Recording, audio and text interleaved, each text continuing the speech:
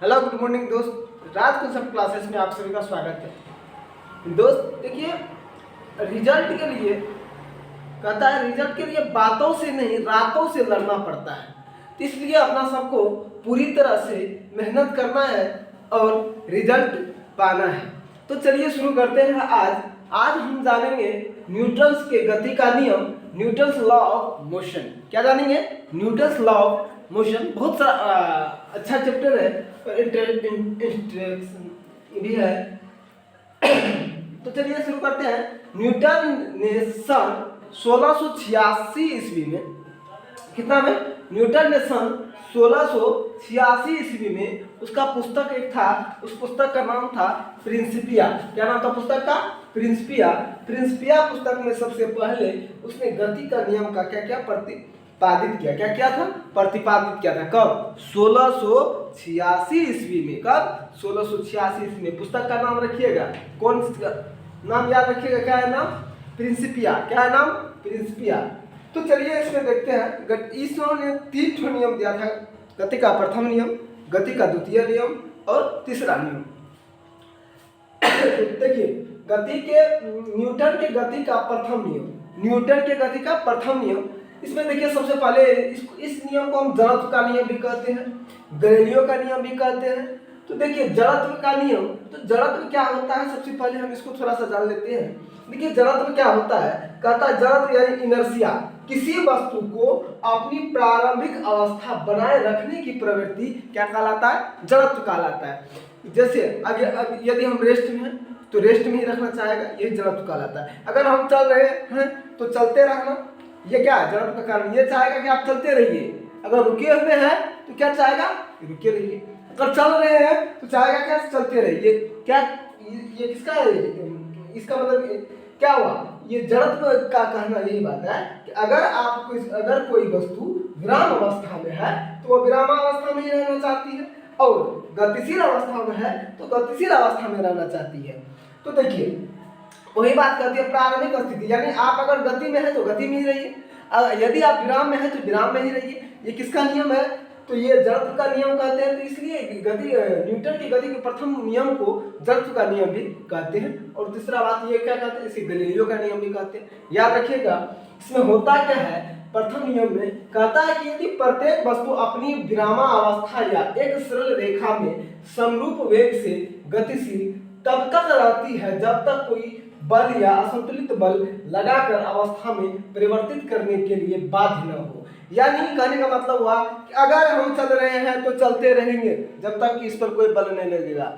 अगर हम रुके हुए हैं तो रुके रहेंगे जब तक इस पर कोई बल नहीं लगेगा। जैसे आप देखिए साइकिल चला रहे हैं, साइकिल चलाते रहते हैं, तो साइकिल अगर पैडल देना बंद करते हैं तो साइकिल कुछ देर के बाद रुक जाता है। तो देखिए रुकने का कारण क्या हो सकता है? वहाँ कौन सा बल लग रहा है? देखिए वहाँ जो घर्षण बल लग रहा है, थोड़ा सा मात्रा में ग्रेविटेशनल फोर्स भी लगता है, अल्प मात्रा में एयर रोकता है। अगर इस तरह का उसको ये रुकावट नहीं है तो चलते रहेगा। लेकिन उसके लिए सबसे मेन कारण क्या हो गया? साइकिल चलाते रहते हैं, अगर पैडल देना बंद कर देते हैं तो रुक जाता है। इसका कारण क्या है? घर्षण उसको क्या करता है? एक बल लगाता है जो उसको विरामावस्था में लाने की प्रवृत्ति की ओर ले जाता है। तो ये गति का प्रथम नियम कहता है कि अगर कोई वस्तु, प्रत्येक वस्तु अपनी विरामावस्था या एक सरल रेखा में समरूप वेग से गतिशील तब तक रहती है जब तक कि उस पर कोई असंतुलित बल लगाकर अवस्था में परिवर्तित करने के लिए बाध्य नहीं किया जा सके। यदि आप खा रहे हैं तो खाते रहिएगा जब तक उधर पेट नहीं भरेगा। मान लीजिए अगर आपका पेट नहीं भरेगा तो क्या, आपको अगर दे दिया जाए खाना तो खाते रहिएगा। तो ये भी क्या हो गया? एक न्यूटन की गति का प्रथम नियम पे आ गया। यदि हम दौड़ रहे हैं तो दौड़ते रहेंगे, ये क्या हो गया? न्यूटन की गति का प्रथम नियम पे ही आया। जब तक न्यूटन की गति का प्रथम नियम नहीं लगाएंगे तब तक हम रुक नहीं सकते। तो ये क्या होगा? इसी को हम क्या कहेंगे? जड़त्व का नियम कहेंगे, न्यूटन की गति का प्रथम नियम कहेंगे, या गैलीलियो का नियम कहेंगे। तो ये उम्मीद करते हैं कि अच्छा से समझ में आ गया होगा। देखिए इससे क्या होता है? प्रथम नियम से बल का क्या मिलता है? परिभाषा। बल का क्या मिलता है? परिभाषा। ये क्वेश्चन पूछता है कि न्यूटन के प्रथम नियम से, न्यूटन के गति का प्रथम नियम से क्या मिलता है?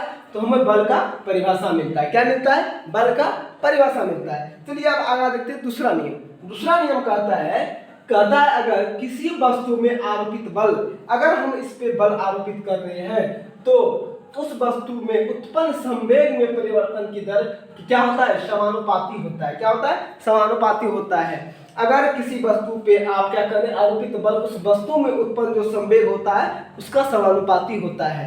यानी जिस हिसाब से आप अपना बल लगाइएगा उस पर क्या होगा, संवेग में परिवर्तन की दर उसी हिसाब से बढ़ेगा। तो यही होता है। दूसरा नियम क्या कहता है कि किसी वस्तु में आरोपित बल उस वस्तु में उत्पन्न संवेग में परिवर्तन की दर का क्या होता है, समानुपाती होता है। चलिए इसको थोड़ा सा हम लोग समझते हैं। देखिए यहाँ हम लिखे हैं वही बात जो यहाँ भाषा में दिया हुआ है। हम माने कि कुछ संवेग में परिवर्तन, मान लीजिए दो ठोक ये है P2 और P1 दो संवेग में है, तो इसमें परिवर्तन हो रहा है। क्या दर कर रहा है, तो T कुछ समय के साथ हो रहा है। ये जो है समानुपाती किसका है, तो F का समानुपाती है। किसका समानुपाती है, F का। वही बात हम यहाँ लिखा है। अब देखिए समानुपाती हटाने के लिए हम कुछ कांस्टेंट लेते हैं। मान लीजिए हम वो कांस्टेंट के ले लिए यहाँ। अब देखिए यहाँ P2 है तो M2 V2 संवेग बराबर होता है द्रव्यमान गुना वेग, द्रव्यमान गुना वेग। यानी वेग और द्रव्यमान की गुणनफल क्या कहलाता है, संवेग कहलाता है। क्या कहलाता है, संवेग कहलाता है। यानी आपका द्रव्यमान अगर 50 किलो है और 25 किलोमीटर प्रति घंटा के स्पीड से जा रहे हैं तो वो क्या होगा, वो दोनों का गुणनफल जो हो गया 50 गुना 25, वही क्या हो गया, संवेग। क्या हो गया, संवेग। तो यानी वेग, द्रव्यमान और वेग के गुणनफल को क्या क्या कहते हैं, संवेग कहते हैं। तो वही यहाँ हो गया F बराबर K, यानी कि हम कांस्टेंट लिए समानुपाती हटाने के लिए M2, ये P2 के लिए M2 V2 minus M1 V1 बटे T। अगर मान लीजिए यहाँ हम M2 M1 लिए हैं, देखिए क्यों लिए हैं। देखिए अगर एक बात मानिए, अगर हम यहाँ 50 किलो के हैं, अगर हम 70 के स्पीड से जा रहे हैं, अब 100 स्पीड कर देंगे तो क्या मेरा द्रव्यमान बढ़ जाएगा कि या घट जाएगा? द्रव्यमान आपका सेम रहेगा, द्रव्यमान कभी बदलता नहीं है। तो M2 और M1 दोनों के बराबर में क्या होगा, M ही होगा। क्या होगा, M ही होगा। तो M यानी F बराबर क्या हो गया, M हम ले लिए। काहे कि ये बात ध्यान रखिएगा, द्रव्यमान कभी बदलता नहीं है। चाहे आप 20 के स्पीड से जाइए या रुके रहिए या 30 के स्पीड से जाइए, आप अगर 50 किलो के तो 50 किलो का रहिएगा, घट बढ़ नहीं होता है। तो इसलिए द्रव्यमान नहीं बदलेगा। क्या, द्रव्यमान नहीं बदलेगा। तो हम क्या किए, M2 और M1 के बराबर में M ले लिए। तो F बराबर क्या हो गया, M V2 minus M V1 बटे T, यानी दर में करा तो T। देखिए M दोनों में कॉमन ले लिए तो V2 minus V1, V2 minus यानी अंतिम वेग माइनस प्रारंभिक वेग बटे T। ये क्या होता है, त्वरण। पिछले वीडियो में हम लोग अच्छे से तरह से त्वरण को पढ़े थे, तो याद होगा। तो वेग में परिवर्तन क्या कहलाता है, त्वरण कहलाता है। तो F बराबर क्या हो गया, M और A। क्या हो गया, M A क्या है, त्वरण है। यानी F बराबर हो गया द्रव्यमान गुना त्वरण। तो द्रव्यमान गुना त्वरण क्या है, बल का, ये क्या है, बल का सूत्र है। तो यही बात यहाँ कहेगा कि दूसरा नियम क्या देता है, तो दूसरा नियम हमें न्यूटन की गति का दूसरा नियम हमें बल का सूत्र प्रदान करता है। क्या प्राप्त कराता है, सूत्र प्राप्त कराता है। वही न्यूटन की गति का पहला नियम हमें क्या देता है, परिभाषा देता है। पहला नियम क्या देता है, परिभाषा देता है। दूसरा नियम क्या देता है, बल का फॉर्मूला देता है। क्या देता है, बल का फॉर्मूला देता है। और देखिए F बराबर क्या होता है, ऐसा ही बल, यानी F का मतलब क्या हो गया, बल। बल का ऐसा ही मतलब क्या होता है, kg मीटर प्रति सेकंड स्क्वायर। kg मीटर प्रति सेकंड हुआ है, द्रव्यमान का मात्रा kg, त्वरण का मात्रा मीटर प्रति सेकंड स्क्वायर, यानी बराबर। इसी को क्या कहते हैं, न्यूटन कहते हैं। क्या कहते हैं, न्यूटन कहते हैं। और इसका सीजीएस मात्रक ग्राम सेंटीमीटर प्रति सेकंड स्क्वायर होता है। इसे हम क्या कहते हैं, डाइन कहते हैं। क्या कहते हैं, डाइन कहते हैं। और 1 न्यूटन बराबर 10⁵ डाइन होता है। 1 न्यूटन बराबर कितना होता है, 10⁵ डाइन। ये याद रखिएगा, ऑब्जेक्टिव टाइप में इस तरह का क्वेश्चन पूछता है। देखिए इसका कुछ एग्जांपल देख लेते हैं। देखिए जैसे यहाँ देखिए, गद्दे की तुलना में फर्श पर चोट अधिक लगती है। ये किसके कारण, संवेग में परिवर्तन की दर आरोपित बल के समानुपाती होता है। तो अगर जितना तेजी से आप जाइएगा उस हिसाब से आपको ज्यादा चोट लगेगा, बल नहीं लगेगा। अगर मान लीजिए इस पर हम धीरे से हाथ रखें, इसमें जो उधर से क्या चोट लगा, अगर इसको ज्यादा से मारेंगे, जोर से मारेंगे तो ज्यादा चोट लगेगा। तो यही होता है, संवेग में परिवर्तन बल के समानुपाती होता है। यही बात करता है। अगर बड़े किले को अधिक गहराई तक धंसाने के लिए हथौड़े से अधिक चोट का देना पड़ता है। ये क्या हो गया, न्यूटन की गति का दूसरा नियम का एग्जांपल हो गया। उसी तरह पहला का एग्जांपल भी हम बता देते हैं। देखिए जैसे दरी को अगर छड़ी से पीटने पर धूल करके गिर जाना, चलती हुई मोटर कार को अचानक रुकने पर उसमें बैठे यात्री आगे की ओर झुक जाना, ये सब किसका नियम, ये है न्यूटन की गति का पहला नियम का ये सब एग्जाम्पल है। जैसे हम साइकिल का रुक जाना बोल दिए थे, सब एग्जाम्पल लगभग हम पहले बता दिए थे, फिर से देख लीजिए। दरी की अगर छोड़ मारते हैं, आप देखे होंगे गंदा लगा हुआ ठंडा उंडा में ना, उस पर अगर पीटिएगा तो उससे गंदगी निकलता है। होता क्या है, दरी को जैसे मारिएगा वो कल जो रहता है गंदा का वो क्या होता है, विरामावस्था में रहता है, तो वो वहीं पे रहना चाहता है। बल्कि जैसे आप दरी पे चोट मारे तो दरी क्या होता है, आगा चला गया, तो आगा जो गया अब गंदगी कहाँ पीछे रह गया अपनी जगह पे, और दरी आगा चला गया तो उससे निकल जाता है। यही क्या हो गया, न्यूटन की गति का पहला नियम हो गया। तो इससे आप लोग दोनों नियम समझ गए होंगे। चलिए अब हम लोग तीसरा नियम को देखते हैं। तो ये तीसरा नियम क्या कहता है, न्यूटन का तीसरा नियम कहता है प्रत्येक क्रिया के बराबर विपरीत प्रतिक्रिया होती है। कहने का मतलब हुआ कि अगर हम अपने गाल पे तमेचा मारे जितना जोर से, तो उतना जोर से गाल भी इस पे तमेचा मारा, फिर बोलिएगा सर इसको काहे चोट लगता है, गाल को काहे लग जाता है। तो देखिए इसका थोड़ा कड़ा होता है, ये जो कड़ा होता है इसमें ज्यादा लग जाता है, समझे। इसलिए अगर इससे मारते हैं इसमें, लेकिन क्रिया बराबर का ही होता है। जितना से अगर हम इस पे मारे मुक्का, अगर इस पे मारे तो वो भी हमको इसको इधर से ढकना, तो ये बराबर मतलब प्रत्येक क्रिया के बराबर क्या होते हैं, विपरीत प्रतिक्रिया होती है। यानी क्रिया प्रतिक्रिया का भी समीकरण के बारे में बताता है कौन, न्यूटन का गति का तीसरा नियम। जैसे देखिए नाव से कूदने पर नाव के पीछे और की ओर चला जाना, अगर आप बंदूक से गोली मारते हैं तो बंदूक पीछे की ओर आता है, गोली जब आगे की ओर निकलता है, तो ये भी न्यूटन की गति का तीसरा नियम ही है। इस तरह से न्यूटन की गति से तीसरा नियम से क्या कौन चीज का पता चलता है, तो प्रकृति का। तीन बात याद रखिएगा। पहला पूछेगा न्यूटन की गति का पहला नियम से कौन चीज का पता चलता है, तो बल का परिभाषा, दूसरा से बल का फॉर्मूला, तीसरा से बल की प्रकृति का पता चल सकता है। इसमें क्रिया हमेशा चाहिए ना क्या, देखिए अगर कभी भी दो वस्तु चाहिए, यानी इधर अगर हम मारेंगे बल तो वैसे भी बल दो वस्तु के बीच ही लगता है। अगर हम इसको इस पे मारे तो उधर से मेरे साथ भी उतना बराबर ही प्रतिक्रिया हुआ। ये बात न्यूटन की गति का तीसरा नियम कहता है।